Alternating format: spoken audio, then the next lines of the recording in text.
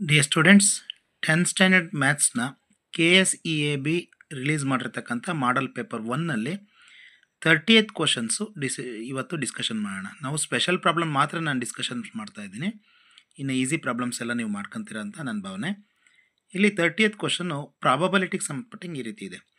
A boy and a girl are born in the month of September. Find the probability that both will have different birthdays and the same birthday ಅಂತ ಇದೆ. ತುಂಬ special ಆಗಿದೆ problem. ಸ್ವಲ್ಪ discussion ಮಾಡೋಣ. Okay, ಮುಂದಕ್ಕೆ ಹೋಗೋಣ. ಈ ಪ್ರಾಬ್ಲಮಿಗೆ ಸಂಬಂಧಿಸಿದಂತೆ ಮೊದಲನೇದಾಗಿ ನಮಗೆ ಯಾವ್ಯಾವ ತಿಂಗಳಲ್ಲಿ 30 ಡೇಸ್ ಬರುತ್ತೆ ಅಂತ ಗೊತ್ತಿರಬೇಕು. ಒಂದು ಮೆಮೊರಿ ಟ್ರಿಕ್ಸ್ನ ನಾನು ಇಲ್ಲಿ ಬರೆದಿದ್ದೇನೆ. ಯಜುಸೇನಾ ಅಂತ ಸಿಂಪಲ್ಲಾಗಿ ಕರಿತೀವಿ ನಾವು. ಆ್ಯಕ್ಚುಲಿ ವರ್ಷದಲ್ಲಿ ಯಾವ್ಯಾವ ತಿಂಗಳಲ್ಲಿ 30 ಡೇಸ್ ಬರುತ್ತೆ ಅಂತಂದರೆ A stands for April, June, September, November. ಈ 4 ಮಂತ್ಸಲ್ಲಿ ನಾವು 30 ಡೇಸನ್ನು ಕಾಣ್ಬೋದು. ಈ ಒಂದು ನನಗೆ 30 ಡೇಸ್ ಸೆಪ್ಟೆಂಬರಲ್ಲಿದೆ ಅಂತ ಈ ಒಂದು ಮೆಮೊರಿ ಟ್ರಿಕ್ಕಿಂದ ತಿಳ್ಕೊಬೋದು. ನೀವು ಯಾವುದೇ ರೀತಿಲಾದ್ರೂ ನೆನ್ಪಿಟ್ಕೊಳ್ಳಿ. ಇದು ನನಗನ್ಸಿದ ಸುಲಭ ಮಾರ್ಗ, ಹಾಗಾಗಿ ಹೇಳ್ತಾ ಇದ್ದೀನಿ. ತುಂಬ ಇಂಟ್ರೆಸ್ಟಿಂಗ್ ಡಿಸ್ಕಷನ್ಸ್ ಇದೆ ಈ ಪ್ರಾಬ್ಲಮಲ್ಲಿ. ಮುಂದಕ್ಕೆ ಹೋಗೋಣ, ಒಂದು TLM ಮೂಲಕ ತಿಳ್ಕೊಳ್ಳೋಣ. ಓಕೆ ಡಿಯರ್ ಸ್ಟೂಡೆಂಟ್ಸ್, ಈ ಪ್ರಾಬ್ಲಮಿಗೆ ಸಂಬಂಧಪಟ್ಟಂಗೆ ಪಾಸಿಬಲ್ ಔಟ್ಕಮ್ಸ್ನ ಈ ಒಂದು ಮಾಡೆಲ್ ಮೂಲಕ ನಾವು ನೋಡೋಣ. ಲುಕೇರ್, ಇಲ್ಲಿ ನಾನು ಬಾಯ್ ಆ್ಯಂಡ್ ಗರ್ಲ್ನ ಸಿಂಬಾಲಿಕಲಿ B ಆ್ಯಂಡ್ G ಇಂದ ರೆಪ್ರೆಸೆಂಟ್ ಮಾಡಿದ್ದೀನಿ. ಈಗ boy born on September 1st, okay, girl also born on September 1st ಇಲ್ಲಿ ಕೊಟ್ಟಿದ್ದೀನಿ.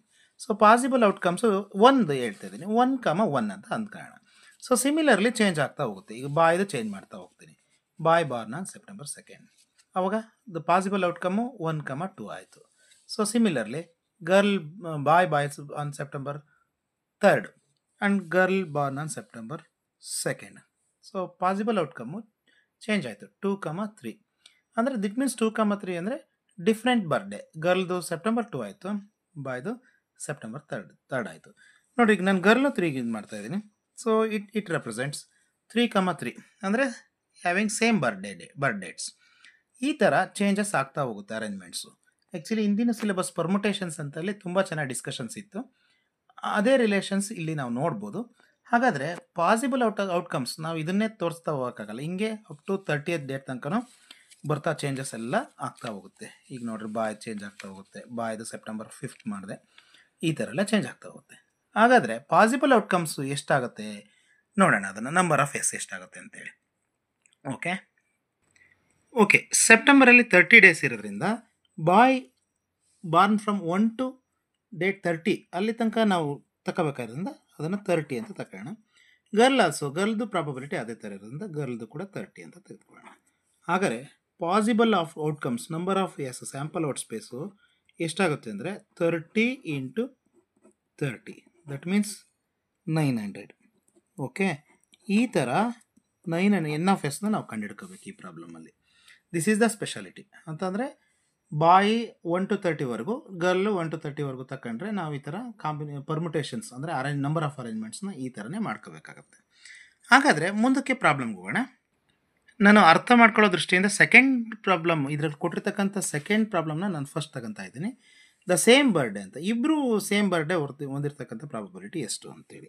ಲುಕೇರ್, September 1st and September 1st, boy September 1st, girl September 1st. Similarly September 2nd. ಹಾಗಾದರೆ ಇದೇ ಥರ permutations ಅಂದರೆ arrangements ಹೋದರೆ ಅಪ್ ಟು ಎಲ್ಲಿವರೆಗೂ ಆಗುತ್ತೆ? 30,30, September 30 boy and September 30 girl.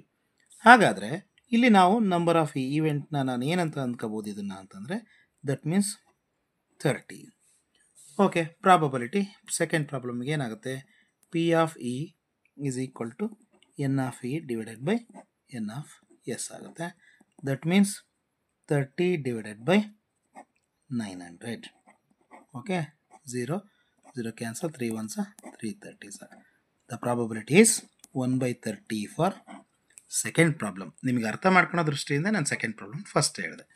ಹಾಗಾದರೆ ಫಸ್ಟ್ ಪ್ರಾಬ್ಲಮ್ಗೆ ಹೋಗೋದಾದರೆ ಅದು ಇನ್ನೂ ಈಸಿನೇ ಇರುತ್ತೆ, ಏನು ತೊಂದರೆ ಇಲ್ಲ. ಫಸ್ಟ್ ಪ್ರಾಬ್ಲಮ್, ಸೇಮ್ ಬರ್ಡೇಟ್ಸು 30 ಇದ್ದರೆ ಹಾಗಾದರೆ different birthdays total number of possible outcomes ಇರ್ತಕ್ಕಂಥದ್ದು 900 ಆಗಿರೋದ್ರಿಂದ ಅದರ 30 ಮೈನಸ್ ಮಾಡ್ಕೊಳ್ಳೋಣ. ಸೊ ಇದನ್ನು ಇವೆಂಟ್ನ E2 ಅಂತ ಅಂದ್ಕೊಂಡು ಅದನ್ನು E1 ಅಂತ ಕರೆದಿರೋಣ. ಇದನ್ನು ಇವೆಂಟ್ನ E2 ಅಂತ ಕರ್ಕೊಂಡ್ರೆ ಹಾಗಾದರೆ ಏನಾಗುತ್ತೆ? Different birthdays that means 870 arrangements ಆಗುತ್ತೆ. ಹಾಗಾದರೆ ಸಿಮಿಲರ್ಲಿ ಪ್ರಾಬ್ಲಮ್ ಏನಾಗುತ್ತೆ, P of E2 is equal to 870 divided by 900 ಆಗುತ್ತೆ. 0 0 cancel, 3 2s and then 3 9s, then 3 30s.